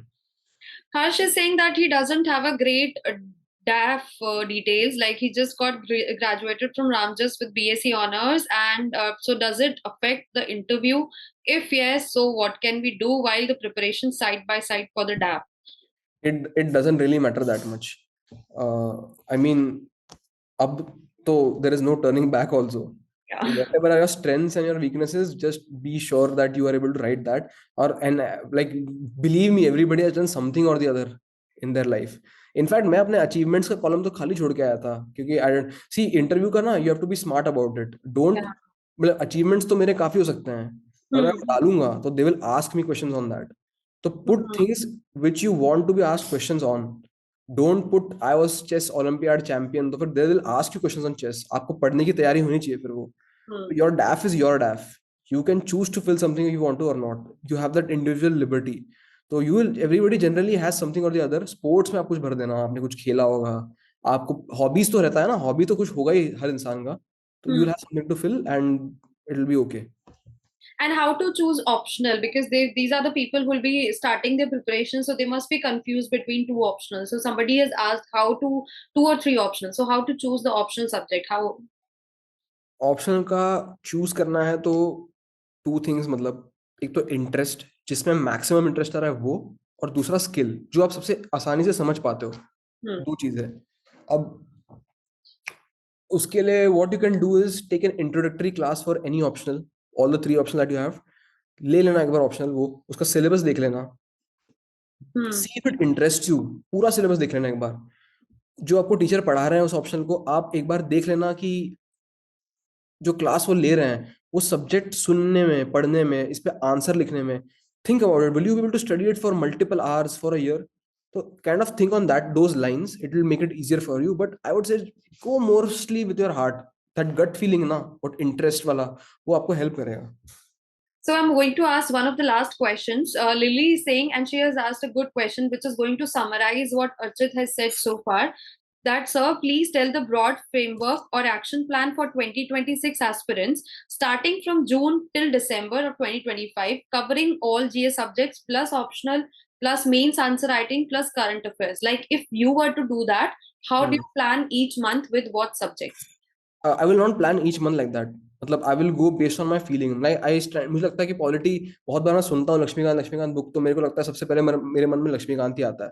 Hmm. तो I would start one day, कल से सुबह से न्यूज़पेपर पढ़ूंगा, आधा दिन लक्ष्मीकांत स्टार्ट कर दूंगा अपना. फिर बचा हुआ टाइम ऑप्शनल का philosophy paper one first chapter with my notes. तो Hmm. ऐसे आई स्टार्ट. फिर when I gradually complete Laxmikanth by the end of this month I should be done with the first reading. तो I Hmm. Start by, दूसरा नाम comes to my head spectrum. इतने बार लोग बोलते हैं बुक, तो वो उठा लूंगा और वो पढ़नी स्टार्ट कर दूंगा. फिर बीच में से जब मुझे लगेगा कि यार मैं लक्ष्मीकांत पढ़ तो ली मैंने, लेकिन मुझे याद नहीं आ रहा है, तो मैं Hmm. सुबह के 3 घंटे 4 घंटे स्पेक्ट्रम पढ़ूंगा, आगे बढ़ता रहूंगा. और Hmm. बचे हुए 4 घंटे I will pick up Laxmikanth again and read the first chapter. ऐसे करके when spectrum ends and Laxmikanth का रिवीजन थोड़ा थोड़ा बचेगा, then I will start my geography के एनसीईआरटीज, क्योंकि ज्योग्राफी है. So you can do this ना, go GS wise, go paper wise. पहले start with history, start with ये. But I would say mostly it makes more sense to do the important subject first, जिसके ज्यादा question आते हैं, जो कि अपने हिस्ट्री है, ज्योग्राफी है, इकोनॉमिक्स है, पॉलिटी है, और एनवायरनमेंट है. तो ये पांच तो पहले आपको किसी भी ऑर्डर में आप कर लो. इनफैक्ट ज्योग्राफी और एनवायरनमेंट को एक के बाद एक करने में बेनिफिट है, क्योंकि कुछ कुछ टर्म्स बहुत इंटरलिंक्ड है. जैसे माउंटेन रेंजेस जो है, और उसमें जो फ्लोरा और फौना मिलता है, climate types are very linked with the vegetation that you will read in environment. तो इस तरीके से there is some link. Hmm. Polity का first few chapters are linked with अपना modern chapters, government of India act 1935 जो आता है, तो वो दोनों में आता है. तो इस तरीके से पॉलिटी हिस्ट्री एक के बाद एक करने में फायदा है, ज्योग्राफी एनवायरनमेंट एक के बाद एक करने में फायदा है. एंशिएंट मिडिवल आप साथ में कर सकते हो, उससे पहले ancient medieval art and culture साथ में कर लेना, क्योंकि बहुत चीजें इंटरमिंगल्ड और इंटरमिक्स्ड हैं उसमें से. तो that way you can choose to do what in which month. Okay, so I think we are going to end this because you're saying 2027 वालों को भी बता दो sir. 2027 वालों को, would you like to tell something to them who are thinking 2 साल बाद? 2027 वालों के लिए तो यार आई कैन जस्ट से कि start reading newspapers. Get, if you have time now, तो decide what option you want to take. In fact if you 20, if you are in 2027 for example वाला अटेम्प्ट में, तो इफ यू रियलाइज कि हाँ मुझे एक philosophy जैसा ऑप्शन चूज करना है, तो philosophy is a static subject, you can hmm, get done with your philosophy option का सिलेबस ना, उसमें तो कुछ करंट अफेयर एडिशन नहीं होने वाला। हम्म, आप पहले अगर खत्म कर लोगे, फिर आपके पास साल भर है, आप प्रैक्टिस करो, आंसर राइटिंग करो, टेस्ट सीरीज लगाओ। इनफैक्ट अगर आपका पहले खत्म हो जाता है, तो जो हम्म, 2026 में जब लोग मेंस लिख रहे होंगे, तो अपने हम्म. घर पे बैठे बैठे मेंस का पेपर उनके साथ लिख लेना। तो मतलब इससे बेटर प्रिपरेशन तो और हो ही नहीं सकती। तो I think you can use that time in that sense. And somebody is asking the role of mentors and also घर से तैयारी करना possible है या फिर दिल्ली जाना compulsory है? घर से तैयारी करना पॉसिबल है, दिल्ली जाना कंपलसरी नहीं है। Don't need to go to Delhi at all, online सब कुछ हो जाएगा। Role of mentors is, mentors will give you confidence, they will correct you where you have to be corrected, hmm, आपको फीडबैक मिलता रहेगा। और and they know basically every student has a particular type of way, और there is a particular way to learn a subject. तो hmm, they are essentially good teachers, तो वो आपको इस तरीके से समझा सकते हैं कोई सब्जेक्ट जो आपको समझ में आए। आपका काम आसान कर देंगे by providing you handouts, notes, इस तरीके से। And they will correct your answer writing structuring which is most important for mains exam. तो I mean it's definitely going to be of great help if you have a mentor. आपको एक basically back of your mind also there will be some kind of comfort कि हाँ, I last sir, he will tell me कैसे करना है ये। तो basically again make your work easier. So for all of you who have all these doubts, which can be solved, of course, by the mentors also and by the faculties also. So we'll be arranging one more session with the faculties, with Santosh sir, with Nikhil sir. So you can join us there, and the details will be provided to you very soon. So for now, I would like to say thank you, Archit, for taking the session and for clearing all the doubts. ये क्या है? We have mentors but unable to get proper guidance how to use this facility. If you have mentors and you're unable to get the proper guidance, change the mentor. I would also say that only, because you can't run after anybody, na. So can you please provide how to make notes for mains after? I think we are done with all these questions. And he, in the initial moment only, he told you about how to, and when it's about attempting how to attempt questions in prelims, I think it's been abhi ek saal hai. We'll have another session with Archit थोड़े time के बाद में. तो अभी just start with the preparation, because this session was mainly about the starting of the preparation. So thank you so much, Archit, for guiding them. For we'll also be maybe in future we'll connect again, and you can talk about the other things that they've mentioned here. Just please share my Telegram channel का link with everybody. Yes, yes, that will be shared very soon. ठीक। Okay, so what would you like to say at the end to all these who have joined? बस आई just want to say कि very logical preparation, strategically please start करिए। There is nothing to get scared about. बहुत hype is there regarding this exam, I don't think it is justified, ठीक है। Just be confident in preparation, and if you give 1 year, one good attempt, you complete your mains before December, Jan जो भी है, do prelims का practice adequate, मतलब do so much practice that you lose all the fear। इतने test लिखो, इतना answer writing करो, इतना एमसीक्यू मारो ना कि भाई आपका मार्क्स ही आता रहेगा अबाउ 100 हर Hmm. पेपर में, ऐसा है। मतलब इतना प्रैक्टिस करो कि यू लूज ऑल द डर इन your heart, and then go for the attempt, and after that I don't think anybody will have much problems, like I can assure you that much। ये social media वाले हमेशा पूछते रहते हैं LCS से कि I had on and of use of Instagram, Hmm. कभी use कर लिया और फिर गिल्टी फील हो रहा है तो डीएक्टिवेट कर दिया, फिर एक दो 10-15 दिन के बाद बोर हो गया तो वापस सोचा कि देखता हूँ क्या चल रहा है, Hmm. फिर वापस लगा लिया। तो इस तरीके से on and off, but WhatsApp आप you can stay connected with your friends, there is no need to cut off yourself from Hmm. Society, ये not necessary. Okay, so now I think Karchik will be active on social media. You can follow him, and of course follow his Telegram channel also, because he'll be sharing few of the relevant details जो आप सबको चाहिए. So do take that also from his Telegram channel. So thank you so much, Archit. Bye. Thank you so much. Have a nice day. Have a nice evening. Bye bye. Bye bye bye. And thank you to all of you who have joined us today for the webinar. Thank you so much. And for any detail, if you want to ask about any course, if you want to ask about any other detail regarding the preparation, of course, you can reach out to the Level Up IS team. Please call them and they'll give you the details of everything, because some of them are asking about the course also. So please call the team. Okay. Thank you so much. Thank you, Archit. Bye bye. Everybody.